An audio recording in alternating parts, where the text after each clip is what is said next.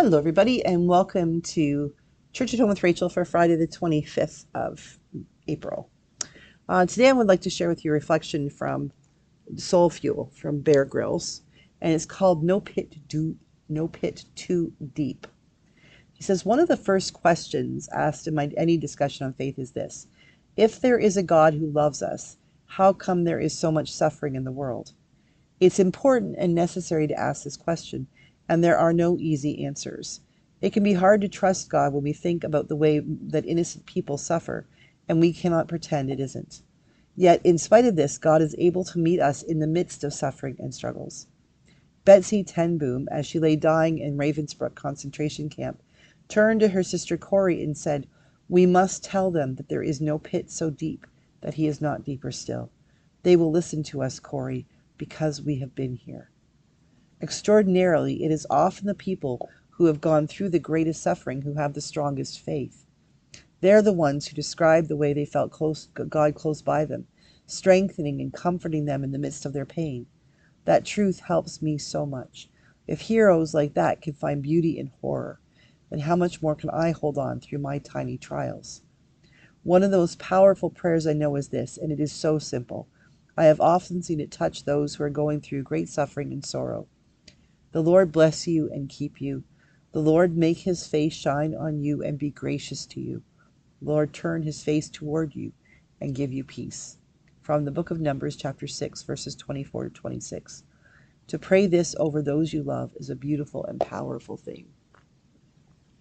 I love this. I love this reminder, especially during Easter week, because, like I said the other day, Easter week is like whiplash, like you're up and down, and like all of a sudden it's like everybody's happy, it's all good, and yet you're still dealing with the things that you dealt with the last couple of weeks, the difficult things, the wondering of what's going to happen in life, and the recognition that, like a week ago on Good Friday, that Jesus is always with us, that God is always with us.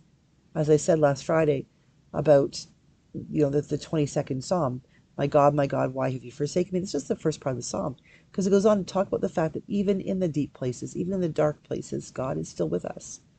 And that's the truth for us as well, that God is with us all the time. That Corrie ten Boom and her sister were in Ravensbrück. They were in a concentration camp, and Corrie's sister died. She didn't make it out, but Corrie did. And Corrie changed the lives of millions of people around the world by teaching them about hope and faith and forgiveness, because she was able to forgive the captors. She was able to forgive the soldiers, the guards who treated them as they did. And that takes a great deal of peace, of wisdom, of power, of love that Corrie herself could not have had if it hadn't been for God. The truth is that we are not promised that things will always be good. It's Feel Good Friday, right? It's, we're supposed to be feeling good. The weekend's coming.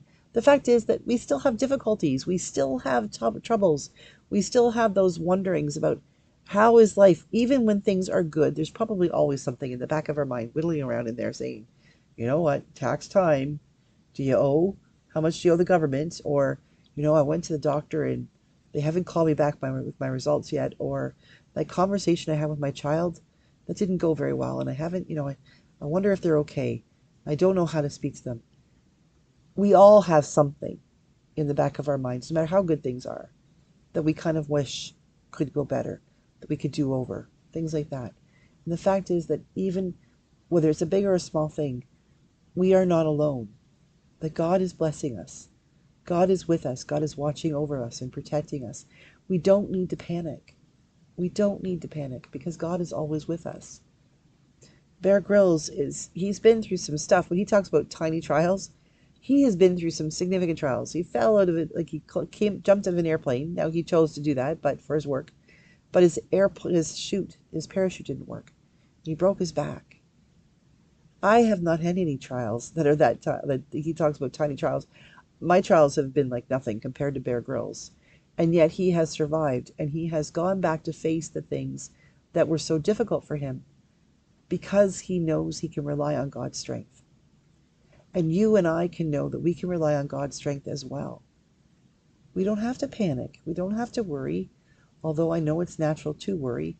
But when we recognize we're worrying, we need to let go of it. We need to feel good. because we are in God's hands. And we need to recognize that prayer that is often a blessing. And I'll offer it to you today as an Episcopal blessing. The Lord bless you and keep you. The Lord make his face shine on you and be gracious to you.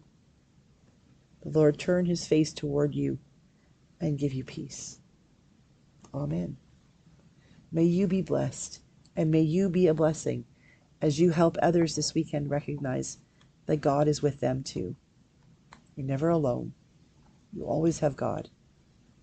Whether you recognize God or not is on you, but God is always recognizing you, I promise. Have a great weekend. I'll see you Sunday for Church at Home with Rachel, and Monday for Gospel. No, I'll see you Sunday for Gospel on the Go, and Monday for Church at Home with Rachel. God bless everybody. Have a great weekend.